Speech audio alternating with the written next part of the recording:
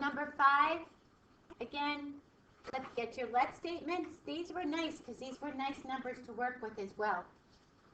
They added up to 10 pounds. There's your one statement. Peanuts. The mixture calls for twice as many peanuts. Peanuts is your x. So x has to be more.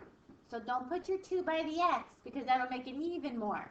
You want to make an equation, and that's what kids usually do backwards. Peanuts is twice as much. But to make that equation equal, the 2 has to go to the other variable. And then we set them all up. We substitute it in. And you should be able to come up with 2 equations. Eliminate whichever one you like. You could eliminate any of them. I chose this one. It was easier, the z. And back substitute. You're good with back substituting? Okay. So to move on to today's.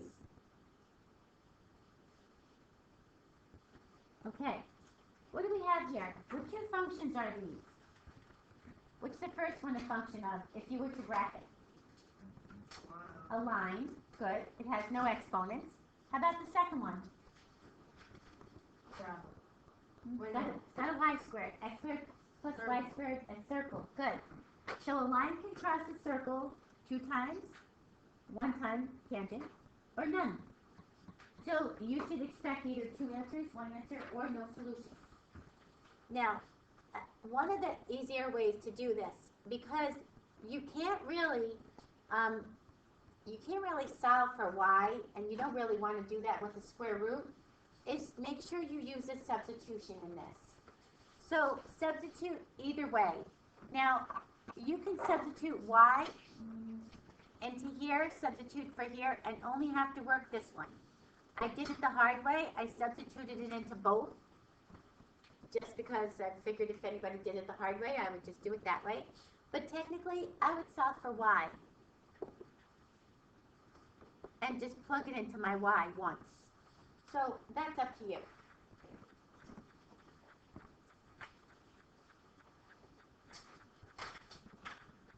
All right. This, be careful. You have to FOIL this out. There's no shortcut to this.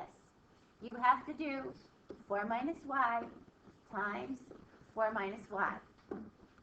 16 minus 4y minus 4y plus y squared.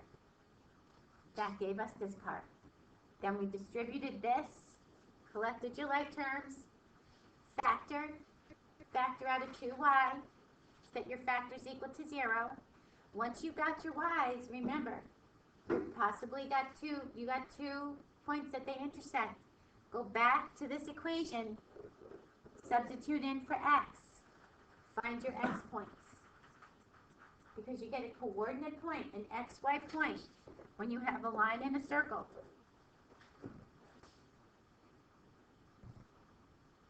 So those of you that didn't do 6, are we doing it now? See, put it on your paper. You need to be able to do this. And some of you said you didn't do 7 either.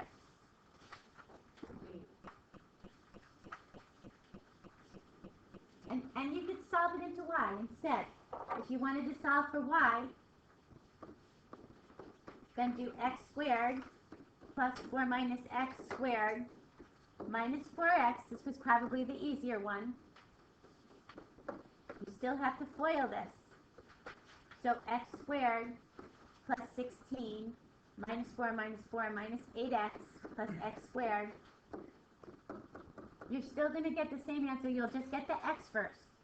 So x squared and x squared, 2x squared, negative 8, negative 4, negative 12x. Divide everybody by 2.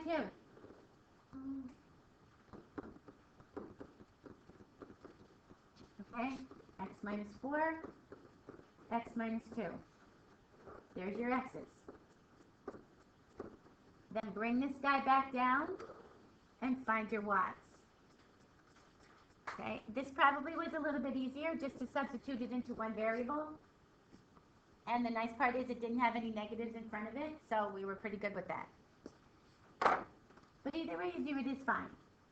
long as you follow it all the way through. And even tomorrow on the test, if you make a mistake, follow it through, and I'll follow yours through.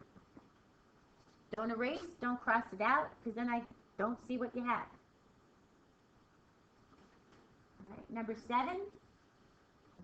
Now, what works nice for number 7 is a line.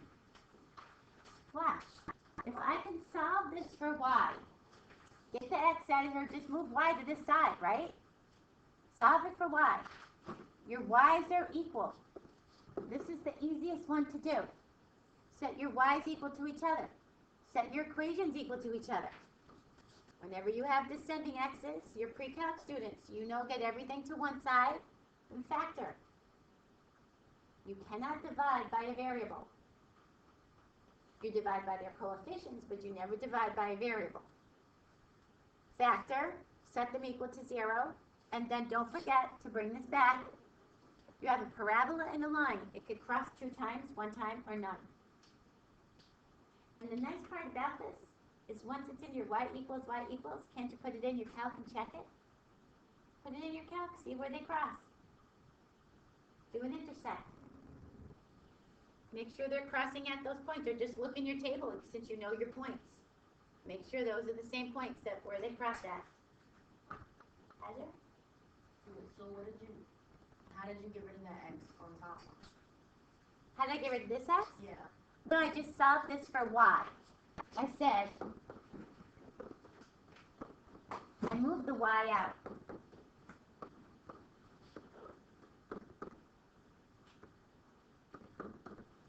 I just solved it for y. And I technically substituted this in for this y.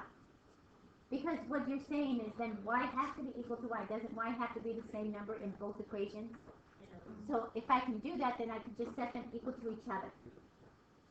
And I like the y equals because then you can also check it on your calculator. Makes it a little bit easier.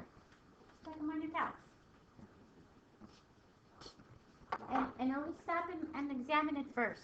You have a parabola and a line. It can cross 2 times, 1 time, or no times. It could be underneath it, or sideways, whatever. No, not any sideways.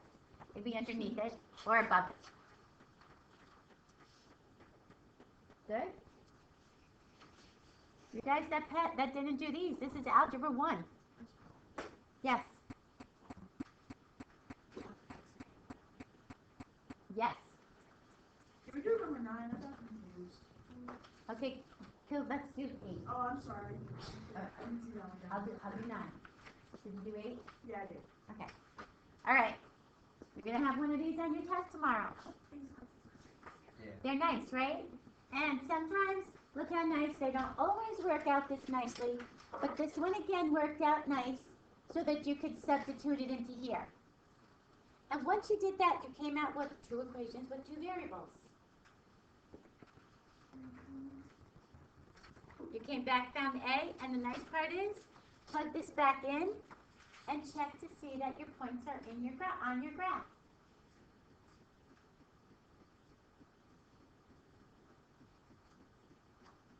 Oh, for those, like for number 7, you have to, when you get the x's, you have to go on your calculator and see what y is. And No, you're not really building a point here. You're setting up your A, B, and C. You're finding B's. yeah, but so like for the other one, for number 7, like. Oh, number 7, no, you have to use your equation. Oh. Yeah, use your equation.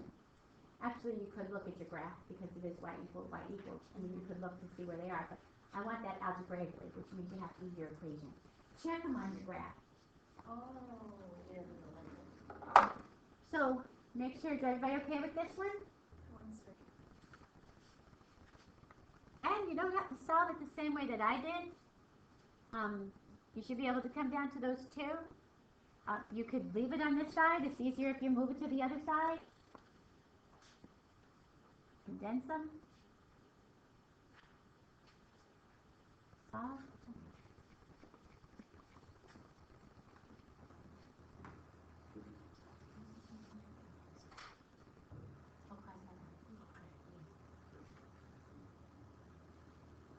Sorry.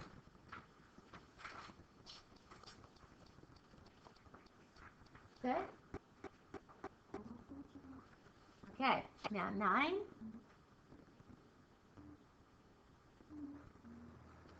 9. It depends what you choose to eliminate. I chose to eliminate y. You can choose to eliminate x. X works nicely for this guy and this one, and this one. I chose y because these automatically came out, and then these were opposite signs. I eliminated y. You can eliminate x. Some kids like to eliminate z, because z just looks like the weird one. And this would be multiplied by -5, multiplied by -8 for that one. So it depends what you did. If you didn't get these answers, because you did it a little differently, I'll do your way. Here's the answers. Did anybody solve this a little differently but couldn't get the answers? I think But do you still have all the same? yeah. Oh, that's fine. And then the y's automatically like cancel each other out. Okay, so did it work? Okay, good. The y's might, yeah. Yeah. Well, no, they shouldn't, because you're only going to multiply by -2, right? I multiply by -1. To cancel out your x's? Yeah.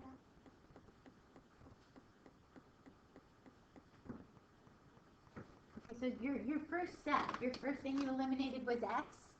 At the very first? Oh, when we get down here. Oh, okay, yeah, that's fine, yeah. Anybody do it differently and we want to do it together?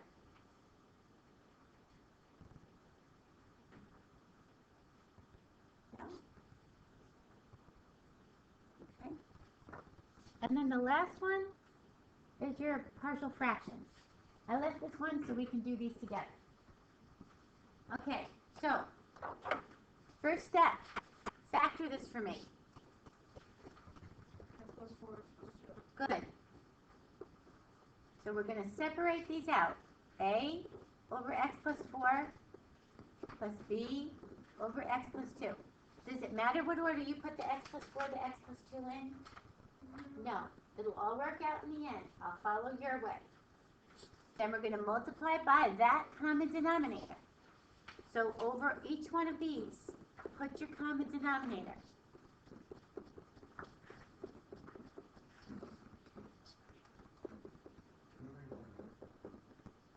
Okay?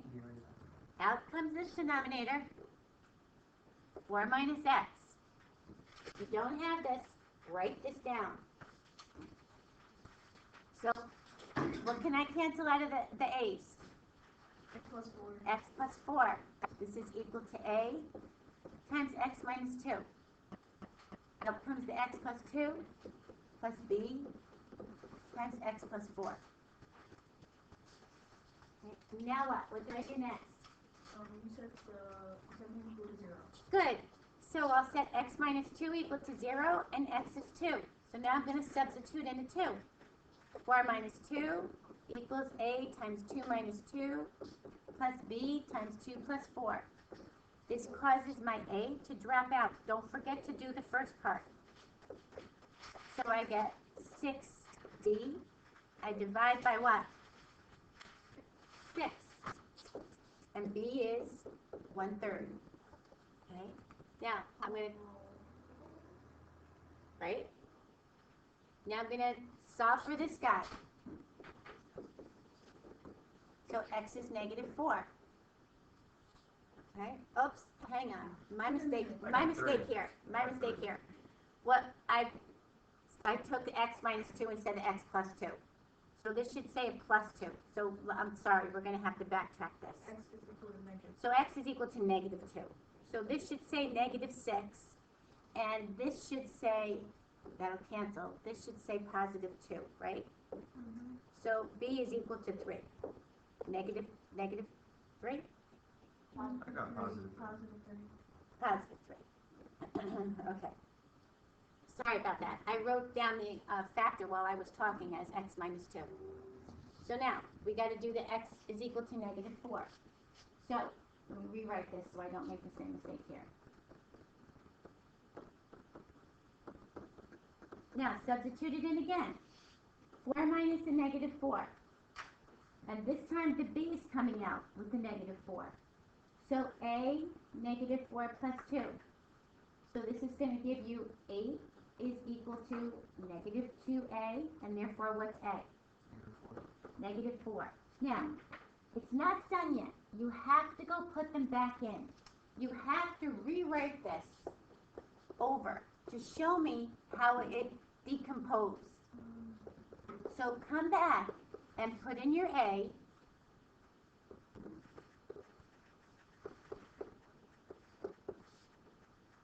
What's the other one? 3? Now, technically, it would be nice if we wrote it with a minus in the middle, but it doesn't matter to me if you leave it like this. And that's okay with me.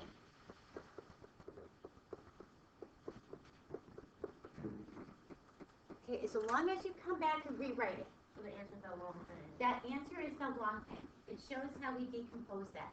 If we were to take these two terms, find the common denominator, which is this guy, convert the top, it would come out to 4 minus x over this.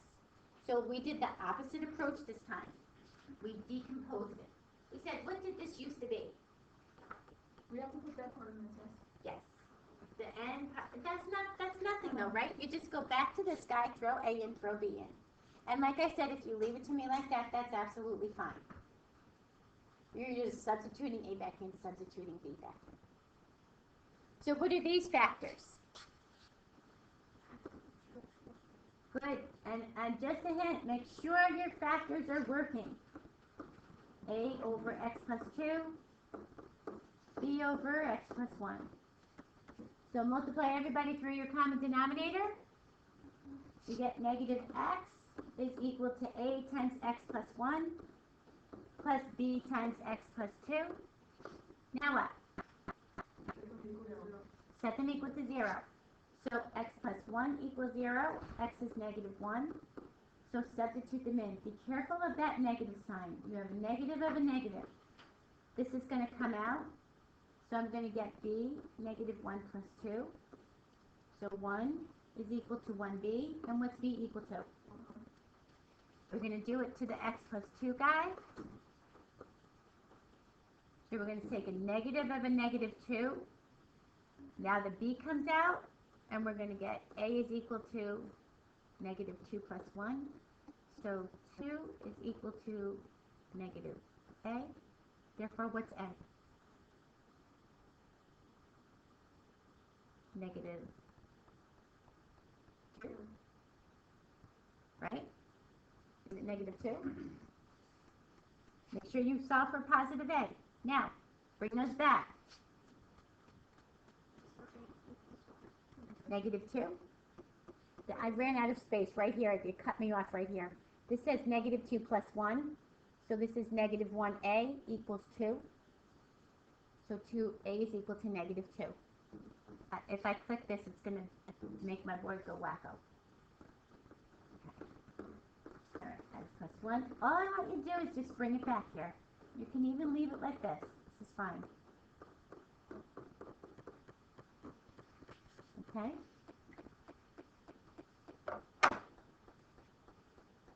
It's nice you see it go the other way.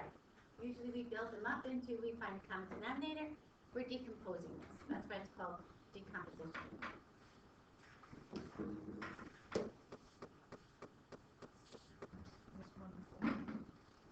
All right, so how many investments does he make? 3. How many let statements do we have? 3. So give me one. Whoops. Let x equal Let. at 0.05. Okay.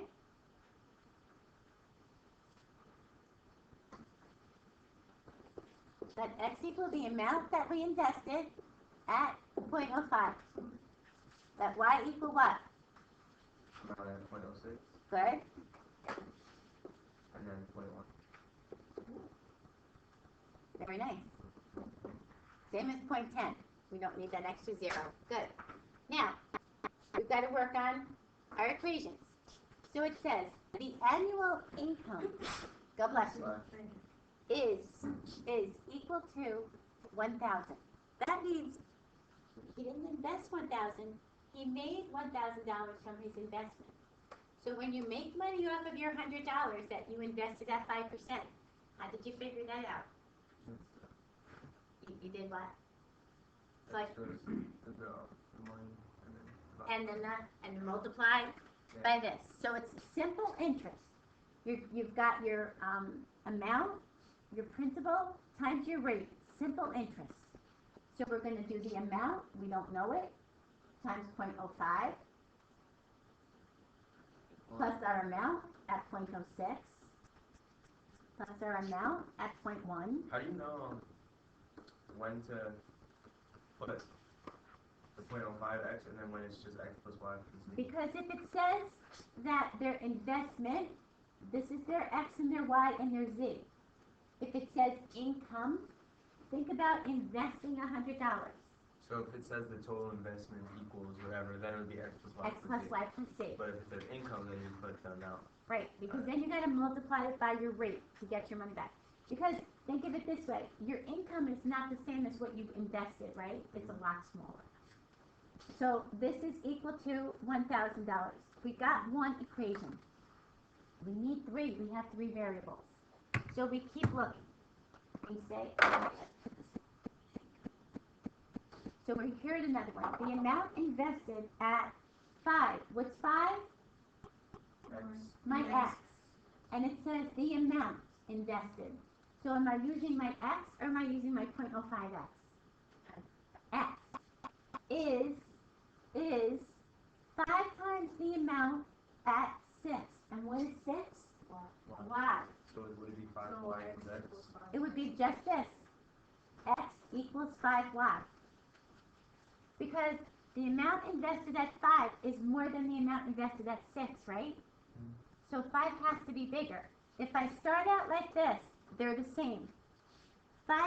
X is bigger. So to make them equal now, I'm not going to multiply the x by 5, I'm going to multiply the y by 5. Pull it right out of your words.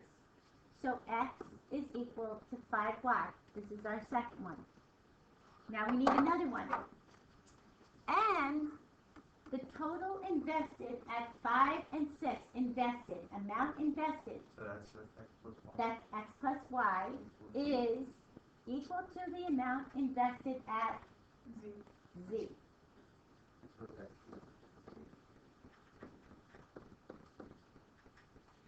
Sorry. I'm sick. X plus y is equal to z.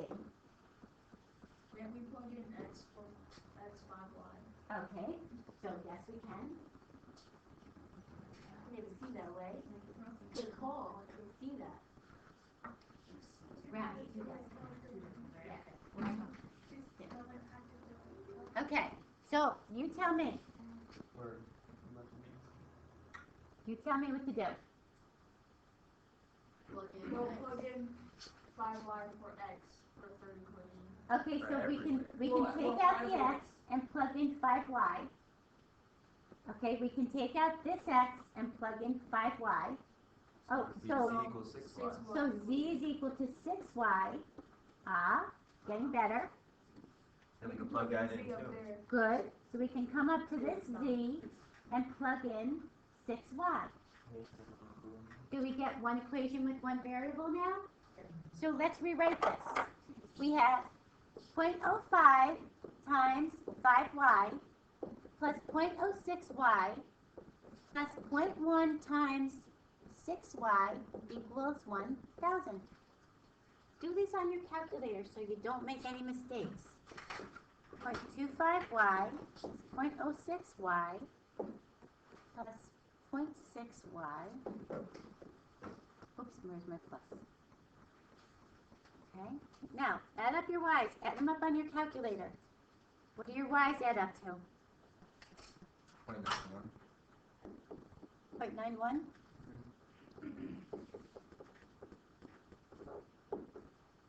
What's y?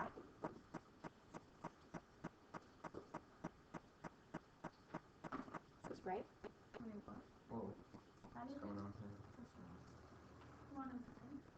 Wait, what? Which one? How do you think it's that? That's 0.91, is that right? Oh.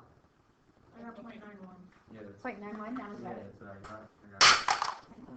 Calculator. They've been slipping out of everybody's hands today.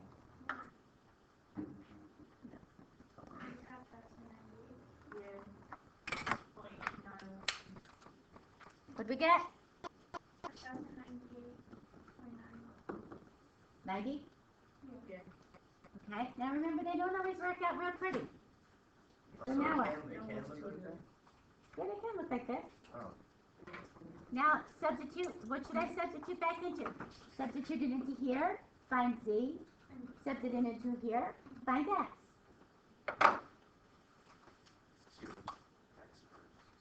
So we're good? And they didn't tell us what our amounts add up to, so we're kind of stuck with, we can't check that part.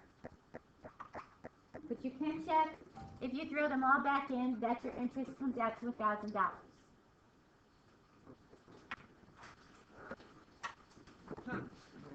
These are great. The graphs